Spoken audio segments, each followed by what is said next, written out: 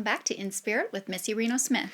And I'm Vanna Smith, and in this episode we're going to be talking about the waiting season, which is a episode that was kind of requested by one of your friends, Brooke. Mm-hmm. So thought, hey, it's an interesting topic. So give a little definition for the audience of what is the waiting season.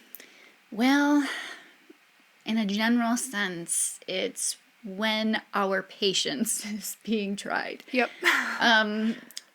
In just a very general sense, because there's a lot of things we need to get into about this. Yep.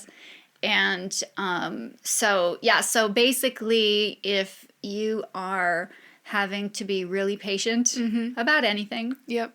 you're waiting. You're in the waiting season. That's the waiting season, just waiting for something. Just something. Constant waiting. And we all go through it. Yep. At various times for various things. We feel like we're just waiting. And it's extremely frustrating. Yeah. It's depression. Yeah. Anxiety. I mean, all these things are part of it. Yeah. The feeling of something's gotta happen. Something's gotta move. Yeah. And we just feel stuck and we don't know why. Yep.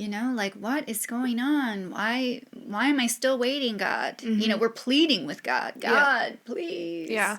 Bring me this, whatever this is. I'm working for it. I'm working on it. Why is it not here? Yeah.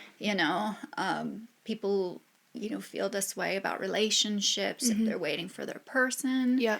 When is my person going to be here? Yeah. I've been waiting and waiting and waiting. And oh my God, I've got clients who've been waiting a long time. Yeah. Yeah. A very long time. And that's one that's really frustrating, career stuff, obviously. That's more of my current waiting season, is a lot of career stuff, Sure, I'm kind of in that in-between thing, and that's a bit frustrating. Yeah. Babies. Yeah. People waiting on babies and, or how are they going to come, through my body or through adoption, or what are we going to have to do? That's a really tough wait as well, for people. So, so there's a lot of things we can be waiting on, and there's a lot of different reasons we can be waiting. So waiting season is tough. It's tough. What do you want to know about it, Savannah? Well, honestly, it's kind of like, what can we really learn from it? Because, you're sort of you're in between kind of these big lessons in your life, right? So, what are we really learning from just not learning? You know what I mean? Well, we're learning patience, and, and I sometimes think about how many times and how many ways I've had to learn patience, and I'm thinking, do I really need to learn it anymore? I feel like I got this down. Yeah. but no, but it's part of it, so that is something, Daddy's extremely impatient, and so, for him, the waiting season is really, really bad. It's really bad.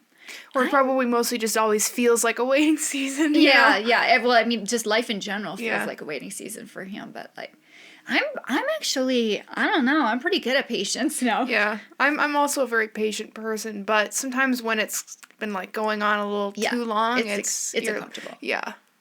It really is. It is uncomfortable, and so patience is something that we're learning. Also, guys, sometimes we're just trying to line up our plans. Yeah. Especially, our lives, even when it's something that seems like it's just for us, it really isn't. Everything is so interconnected, and, sometimes I'm ready, but you're not. Yeah. Or I'm ready, but, society isn't, depending on what, what it is. Where are we? What's happening in our, our culture, our area, and that. So, so sometimes I have clients, if they're waiting on their person, they're ready, they feel ready, everything's good, but they're still waiting. Yeah. And it might be because the person they're supposed to be with isn't ready. Yeah. And then also sometimes I tell people when they say that they're ready and they feel ready, well, are you sure?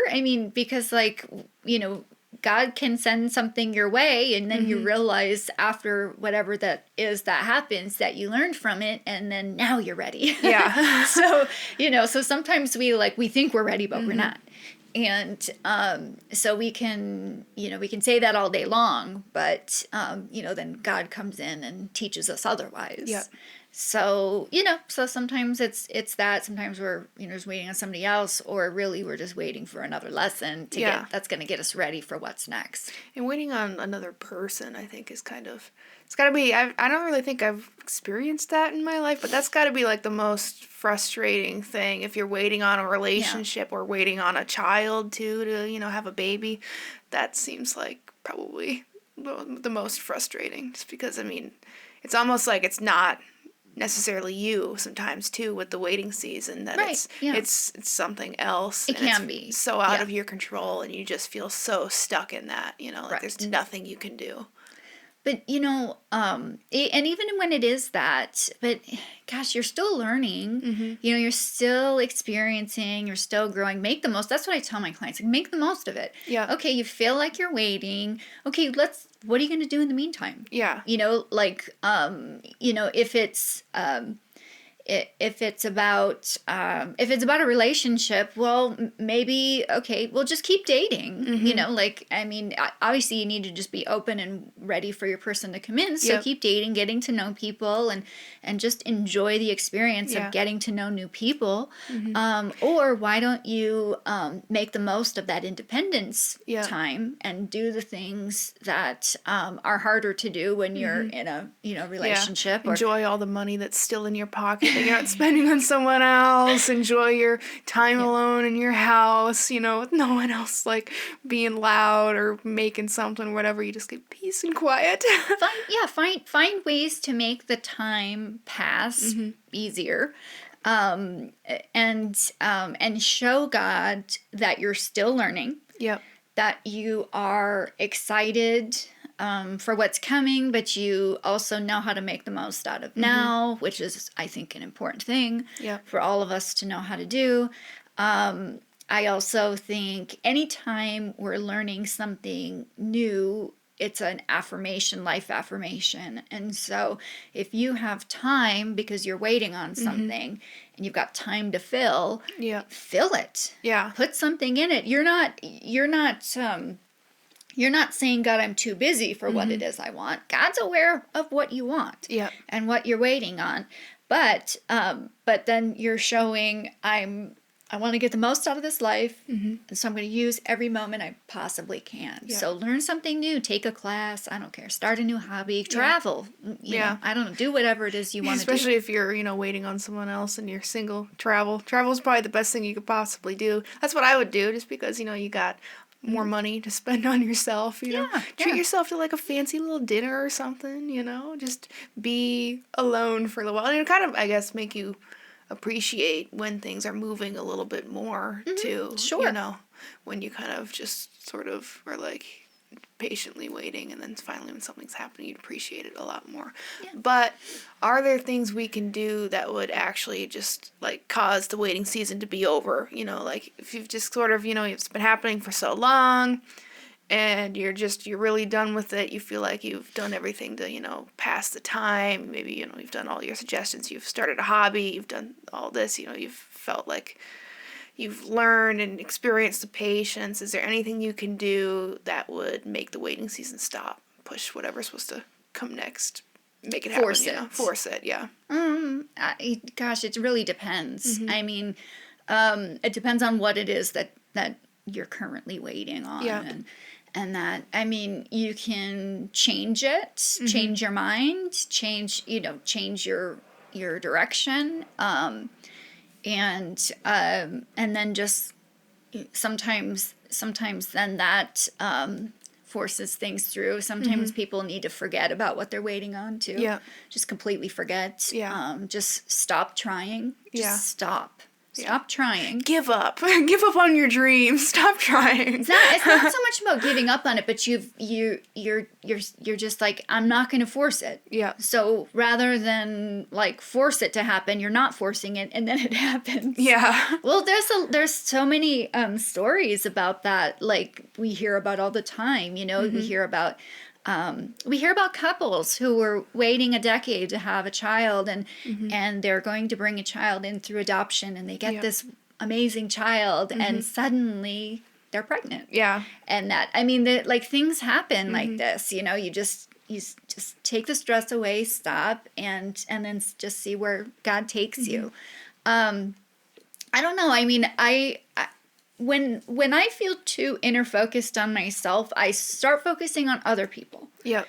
Because for whatever reason, it's not working, and I need to just stop, and that's what I do. So I just turn it around. I just start trying to help other people get things that they're you know, wanting, and help other people, you know, reach their goals, and whatever I can, you know, whatever I you know, can do for others, whether it's the people right in my home, you know, the people around me, or further out in my community, or, you know, my clients and everything, you know, I try to just turn my energy around. Like, that's what I do. I feel like when I do that, I often receive what it is that I'm waiting on personally. Yeah. So that's one way that I force it, is I forget about it, and I start working on other people helping. Do some good deeds.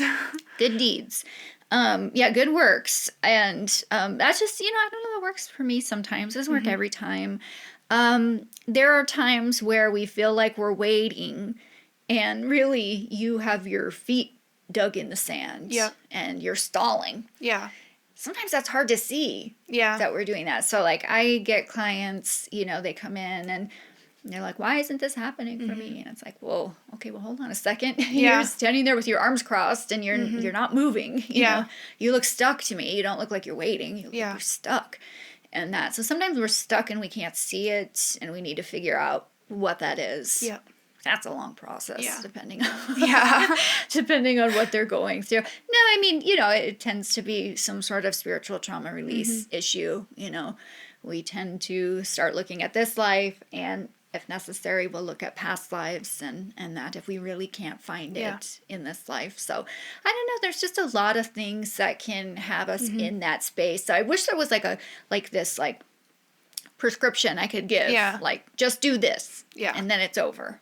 I can't. Yeah. Life is too complicated. And it can be kind of hard, you know, moving out of the waiting season, too nerve-wracking and all that, you know, because it's just, you get kind of comfortable there. Oh, that's a great point. Yeah, that's a really great point. I mean, we can be comfortable in our current situation, and, you know, and then maybe just not willing to take that plunge. Yeah. And I have a friend who's dealing with this right now, so... Yeah. And I don't want to, you know, I can't give all her information, but somebody in my life who is waiting on something, wants it so badly, but just can't see that right now she's holding herself up. Yeah. And, you know, and I just, you know, I'd love to go over there and just push her. Yeah. Just take the plunge, do it. Can't you see you're just not doing, you're doing it to yourself. But I can't do that. Yeah. You know, I mean, I was talking about my friend. Yeah.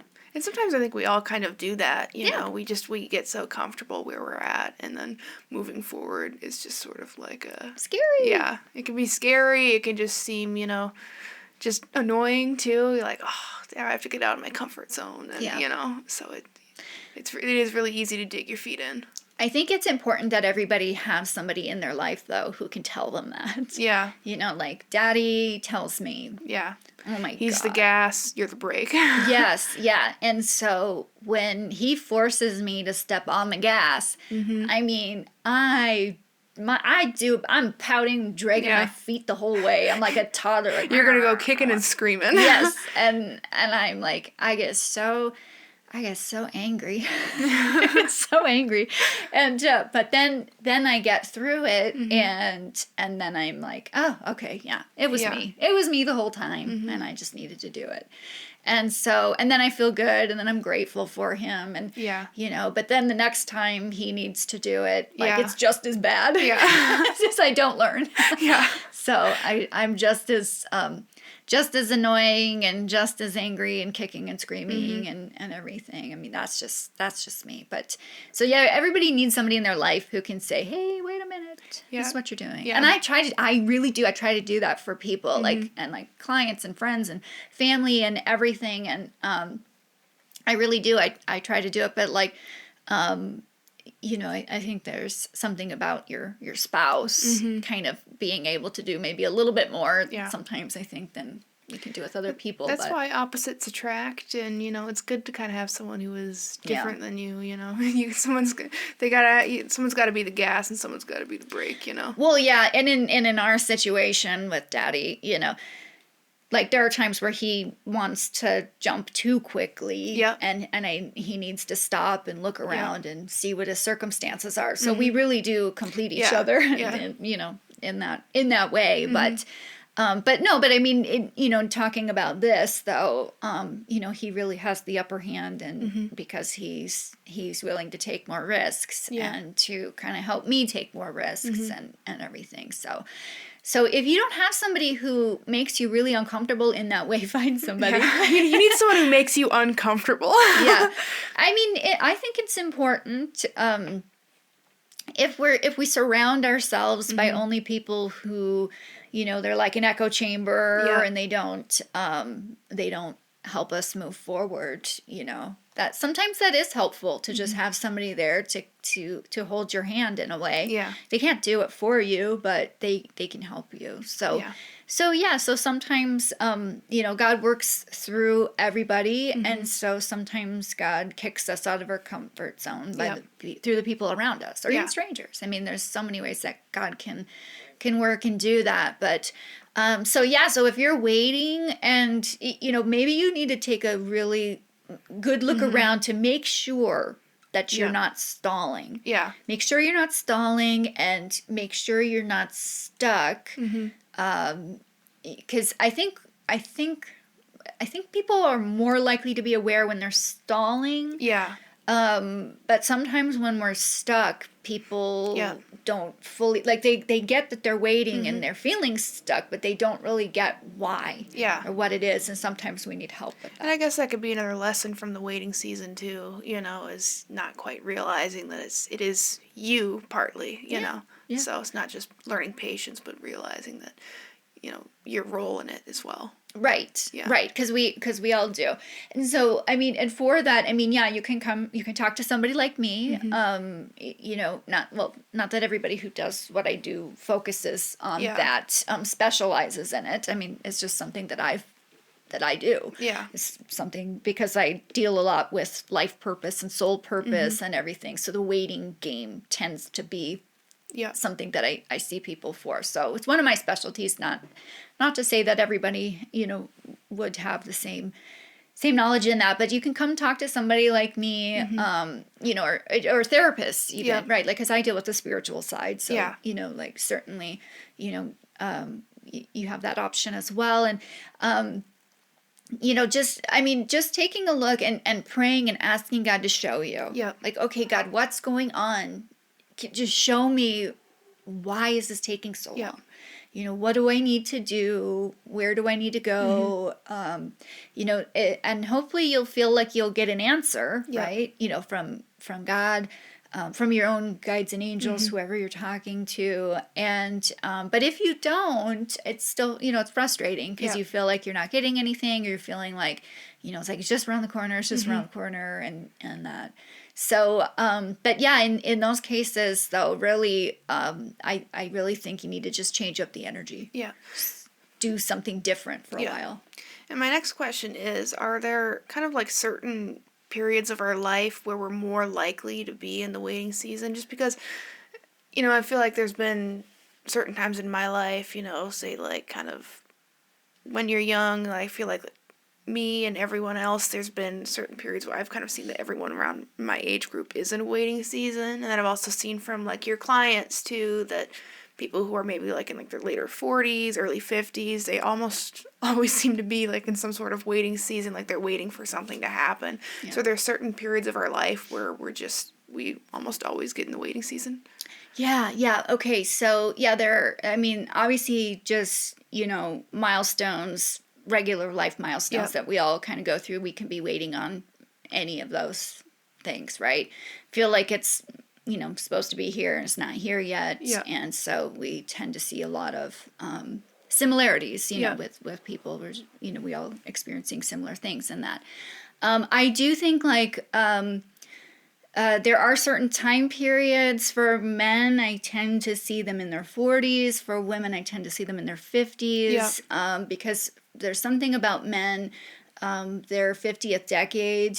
So when they're kind of just approaching it, they might feel like they're waiting on something. They maybe don't even know what, Same with women. It tends to be in the 50th decade for women because it's in their 60s that we kind of have a big decade. Yeah. Now, this is not true for everybody. I mean, it's like these are just themes that I see and notice. Yeah. And it doesn't mean that every single person fits into that. So if you're feeling it and you're not in that decade, or or you're a woman and you're feeling it in your 40s, and that's fine. You know, like that's totally fine because we all go through our own unique thing. But we do tend to see themes, and that's why I'm saying this. Like, so I see a lot of people in those time periods. But then too, like, I mean, it just depends on your life plan and what you're going through, and for some people, like having children. For some people, it just happens very fast. Yeah. For me, it was very fast. Yeah. And that, but for some people, it takes them a very long time. Yeah. So like, I got married very young. I did everything very young. Yeah. Kind of blows my mind that you were my age and already married with a kid. Like, I'm 20 years old, and I think that, I had a newborn. Yeah. At your age right now, I had a newborn. And it's hard for me to even imagine having a kid in the next decade, and you were already there. Yeah, and so my life is a little different than some women who wait, they got their 20s to kind of do, a lot of independent things, and I didn't. Yeah. Now I'm in my 40s, and now I'm doing that. Yeah. And, so like our lives they're just so different because it's just... Which is why we all might have different waiting seasons, Yeah. But I do want to talk about something else, because sometimes this can be confused with it. Sometimes we're in a desert period, and sometimes we're in the waiting season. Yep. I consider them to be two different things, but they can feel very similar. The desert is, when you're in a desert period, it's like you're wandering and you don't know where you're going. Yeah. You're not waiting on anything in particular because you don't even know what direction you need to be in. Yeah. And that's very different. But some of the feelings are the same, right? And you could be in the waiting season and you could be feeling some very intense feelings that we typically feel with the desert period and that. So I think it's important for people to understand, there's a little bit of crossover. Yep. But I do think they're two different things. Yeah. And so if you feel like, gosh, I feel like I'm waiting, but I don't know for what, and I just feel like I'm wandering, that's the desert. Yeah. That's the desert. That's a horrible. I think most people go through that 2 or 3 times. Yeah.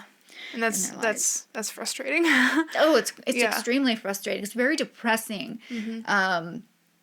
It's like, make sure you're getting, if you feel like you're in that, make sure you're getting help. Yeah. Yeah, don't do that alone, because that's rough. Yeah, I don't think I've ever been in the desert period before, and I don't look forward to ever having to experience that.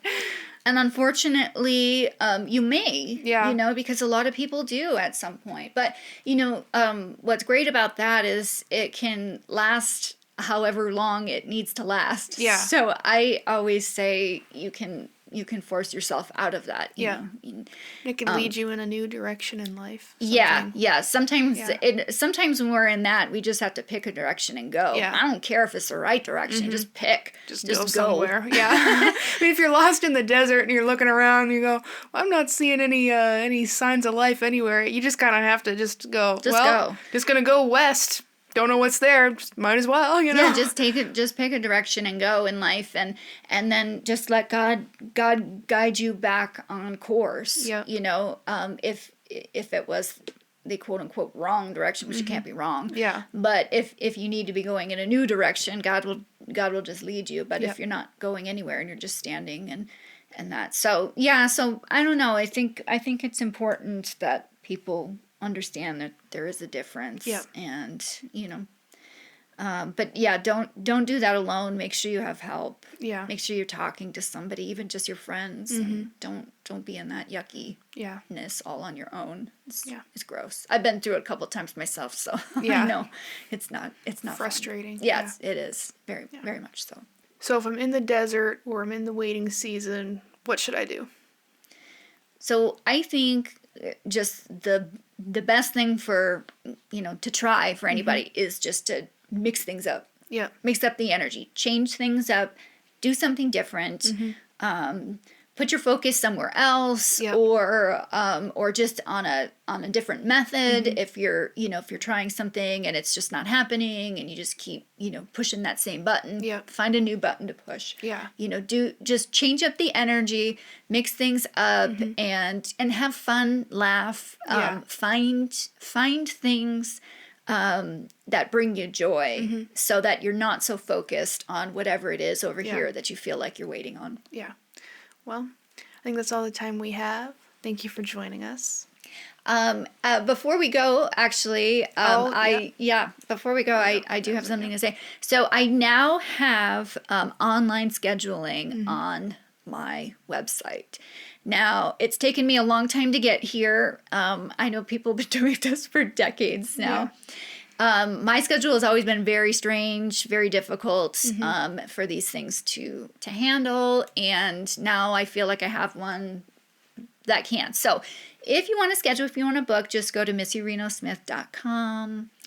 Go to my booking page, choose your session, choose your session length, book, register, get on my schedule. And also I have a new option out there for people too. And I changed my schedule a little bit. So now I'm offering for private sessions, it's a clinical hour, which is a 50-minute hour. I know that's confusing. Yeah. This is what it is. It's a clinical hour. It's how the doctors do it. That's how they do it. And it is making scheduling a little bit easier. So if you're booking a private session, it is also a little less expensive than that full hour. You can still purchase the full 60 minutes, which is a video session, which I have labeled as groups. But if you want to do that as a private session, that's fine too. But most people are going to be booking this clinical hour, which makes my schedule go much easier. So go to MissyRenoSmith.com. Remember, it's in the description of every single one of our podcasts, whether you watch us on YouTube or you watch us on Spotify, Apple Podcast, wherever you watch us, it's always in the description. It links you right to MissyRenoSmith.com. So go there. Book, be there or be square.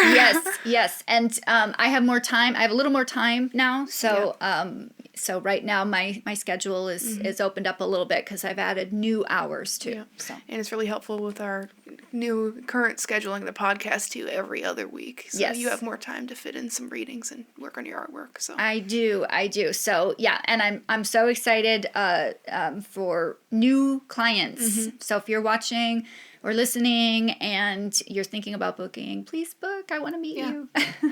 Book, and also give us some suggestions of what you want to hear too in our podcast. Comment, or if you do book, then tell my mom, tell Mama about it. Tell Missy about it. Don't call her Mama, but Yeah, you can call me Mama. I don't care. That's funny. All right. That'd be a little I think odd though when you're just doing a nice professional reading and then they're just like, "Hi, Mama." That might be weird. I have a few clients that do call me Mom. You are very motherly, when you do your readings, which is another reason why people should book. You want to talk to a motherly person. She is very motherly. Well, I've also met people where I was their mom in their past life, and so they call me Mom. Yeah, you're a mother to all. You're Mama Missy. I am. When I was a teenager, my friends actually called me Mamacita, Little Mama. So it's been a theme my whole life, I guess. Yeah, you're a mother to all. So. Anyways, well, thank you for joining us. Thank you. Thank you for joining us. Yes. And remember that God loves you and I'm sending angels your way. If you'd like to learn more about Missy Reno Smith, please visit MissyRenoSmith.com to book a reading and purchase her artwork. You can find the In Spirit Podcast on TikTok, X, Instagram, Facebook, and wherever you stream your podcasts.